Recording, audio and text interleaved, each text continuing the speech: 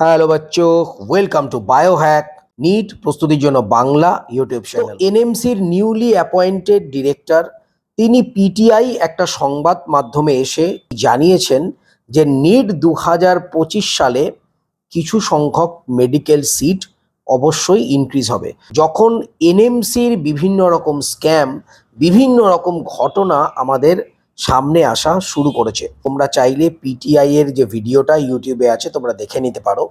তাকে যখন প্রথম কোশ্চেন করা হলো যে এনএমসির মধ্যে এই যে করাপশন যে ছেয়ে গেছে তার এগেনস্টে কি করা হবে, তিনি কিন্তু স্পষ্ট ভাষায় জানিয়ে দিয়েছেন যে এই সমস্ত করাপশনের এগেনস্টে এনএমসি স্ট্রিক্ট অ্যাকশন নেবে। করাপশন বলতে কিছুদিন আগেই তোমরা জানো, আমি ভিডিও করেও বলেছিলাম যে বিভিন্ন বেসরকারি মেডিকেল কলেজগুলো তারা যে সমস্ত অফিসাররা যায় কলেজ ইন্সপেকশন করতে তাদেরকে ঘুষ দিয়ে তারা কিন্তু কলেজে যে অ্যাফিলিয়েশন সেটা আদায় করে। মানে ধরো কলেজের প্রপার ফ্যাকাল্টি নেই, প্রপার সংখ্যক যে পেশেন্ট সেগুলো কিচ্ছু হয় না, কিন্তু টাকা দিয়ে তারা অ্যাফিলিয়েশন আদায় করে নতুন কলেজের ক্ষেত্রে এবং পুরনো কলেজের ক্ষেত্রে সিট ইনক্রিজের জন্য অ্যাফিলিয়েশন আদায় করে। তো সেই ব্যাপারটা ধরা পড়েছে এবং এক্ষেত্রে কিন্তু এনএমসির মধ্যে একটা বিরাট স্ক্যাম ধরা পড়েছে। তো তিনি যেটা জানাচ্ছেন এই সমস্ত স্ক্যামের বিরুদ্ধে তদন্ত হবে এবং স্ট্রিক্ট অ্যাকশন নেওয়া হবে। তারপর সেকেন্ড কোশ্চেন যে নিট ইউজি যার এখনো পর্যন্ত কাউন্সিলিং চলছে তাদের ক্ষেত্রে কি খবর, তখন তিনি বলেন যে এই বছর কিন্তু 8,000+ নতুন মেডিকেল সিট অ্যাড হবে বোথ ইউজি এবং পিজির ক্ষেত্রে। পিজির ক্ষেত্রে নিশ্চয়ই 4,000-5,000 সিট অ্যাড হয় না, হয়তো 500-700 বা খুব বড় জোর 1,000 সিট অ্যাড হতে পারে।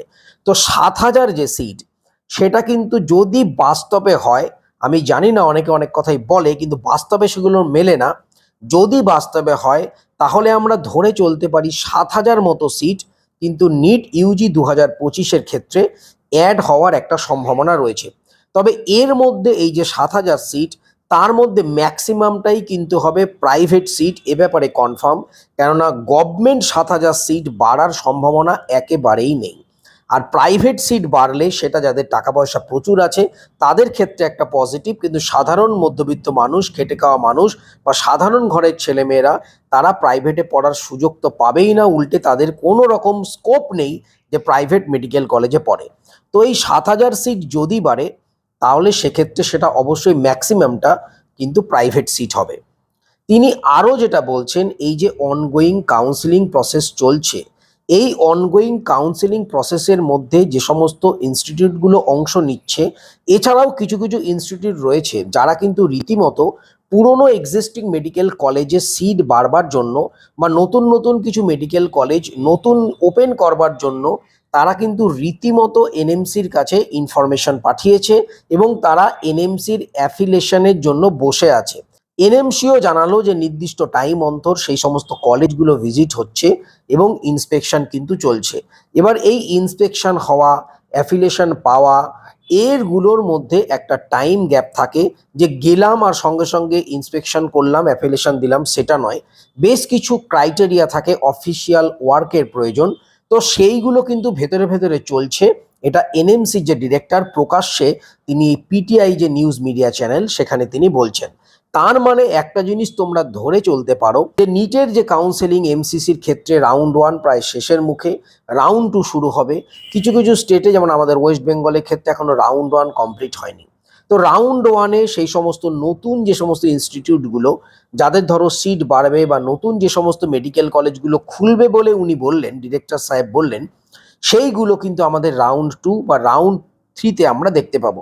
তোমরা হয়তো দেখেছিলে এমসিসি যখন প্রথমে একটা সিট ম্যাট্রিক্স বার করেছিল যেটা এনএমসির সিট ম্যাট্রিক্স ছিল, সেখানে কিন্তু আমাদের ওয়েস্ট বেঙ্গলের ক্ষেত্রে 400টা গভর্নমেন্ট সিট বাড়ার কথা ছিল এবং অল ইন্ডিয়ার ক্ষেত্রে অনেকগুলো সিট কিন্তু বাড়ার কথা ছিল। তো হঠাৎ করে যে একটা নোটিফিকেশন বা সিট ম্যাট্রিক্স চলে আসবে তা তো নয়। এমসিসি হয়তো ভুলবশত এনএমসির যে সিট ম্যাট্রিক্স সেটা তাড়াহুড়ো করে কাউন্সিলিং শুরু করার, কেননা কোর্টে কেসও চলছিল, কোর্টে গিয়ে যেহেতু বলতে হবে কাউন্সেলিং শুরু হয়ে গেছে, তো তাড়াহুড়ো করে হঠাৎ করে ওই সিট ম্যাট্রিক্সটা প্রকাশ করে দিয়েছিল। তারপরে যে নতুন সিট ম্যাট্রিক্স এলো তাতে আমরা কি দেখতে পেলাম যে বেশ কিছু সিট বাড়ার তো নাম নেই, উল্টে কমে গেছে। তো এই কারণেই কিন্তু রিপোর্টার তাকে কোশ্চেন করেছিল তাহলে ব্যাপারটা কি দাঁড়াবে। তখন তিনি স্পষ্ট বললেন যে ভেতরে ভেতরে এনএমসির বিভিন্ন কলেজে সিট বাড়ানোর জন্য এবং নতুন মেডিকেল কলেজ ওপেনের ক্ষেত্রেও সেটা গভর্নমেন্ট এবং প্রাইভেট দুটো ক্ষেত্রেই কিন্তু কাজ চালাচ্ছে এনএমসি। হয়তো রাউন্ড 2 বা রাউন্ড 3-তে কিছু সংখ্যক সিট যে বাড়ছে সেই সম্বন্ধে অফিসিয়াল নিউজ পাবো। দেখো, এটা একটা অফিসিয়াল হিসেবে আমরা ধরতে পারি, কেননা এনএমসির ডিরেক্টর, নিউলি অ্যাপয়েন্টেড যে ডিরেক্টর, তিনি তো একটা মিডিয়া নিউজ চ্যানেলে এসে তো আর মিথ্যা কথা বলবে না। যদি 8,000 নাও বাড়ে, যদি 5,000ও বাড়ে, তাও তো বাড়বে। সুতরাং এটা কিন্তু একটা বিরাট বড় গুড নিউজ এবং বিরাট বড় একটা সুযোগ চলে আসবে মেডিকেল সিট পাওয়ার ক্ষেত্রে নিট 2025 যে অ্যাসপিরেন্ট আছে তাদের ক্ষেত্রে। আমি খুব ভালো করে কিন্তু ওনার বক্তব্যগুলো শুনেছি। উনি কিন্তু স্পষ্ট বলেছেন যে দিস একাডেমিক ইয়ার, মানে একাডেমিক ইয়ার 2025-26-এই কিন্তু বাড়ার কথা উনি বলেছেন। উনি নেক্সট ইয়ার বা কবে বাড়বে এই ধরনের নয়, এই বছর মানে এই শিক্ষাবর্ষে বাড়ার কথা কিন্তু তিনি স্পষ্টভাবে বলেছেন। তোমরা চাইলে ইউটিউবে রয়েছে, তোমরা গিয়ে ভিডিওটা দেখলে নিজেরাই বুঝতে পারবে। এছাড়াও এনএমসিকে রিফর্ম করা হবে, অত্যাধুনিক এআই ফিচার্স আনা হবে এবং প্রত্যেকটা যে কলেজ, যে কলেজগুলোতে এনএমসি ইন্সপেকশনে যাচ্ছে তাদের সম্বন্ধে আরও ডিটেলে অ্যানালাইসিস যেন করা যায়, ডিটেলে যেন ইন্সপেকশন করা যায়। তার জন্য যে ম্যান পাওয়ার লাগবে, তার জন্য নতুন নতুন স্টাফের নিয়োগ, নতুন নতুন অফিসার নিয়োগ করা হবে, এই সম্বন্ধে ডিটেল কথা আলোচনা করেছেন। তো মেন যে পয়েন্ট সেখান থেকে তোমাদের জন্য আমি নিয়ে এসেছি। তবে মিডিয়ার সামনে এসে অনেকে অনেক কথা বলে, বাস্তবে কিন্তু ততটা আমরা দেখতে পাই না। তো যাই হোক, এটা একটা গুরুত্বপূর্ণ নিউজ ছিল, তোমাদের সাথে শেয়ার করলাম। আলটিমেটলি যদি কয়েক হাজার সিটও বাড়ে, সেটা কিন্তু নিট 2025 অ্যাসপিরিয়েন্টদের জন্য অবশ্যই সুখবর। তো সবাই খুব ভালো থেকো, মন দিয়ে পড়াশোনা করো, চ্যানেলটা সাবস্ক্রাইব রাখো, নোটিফিকেশনটা অন করো। নতুন কোনো লেটেস্ট নিউজ পেলে অবশ্যই তোমরা জানতে পারবে। টাটা।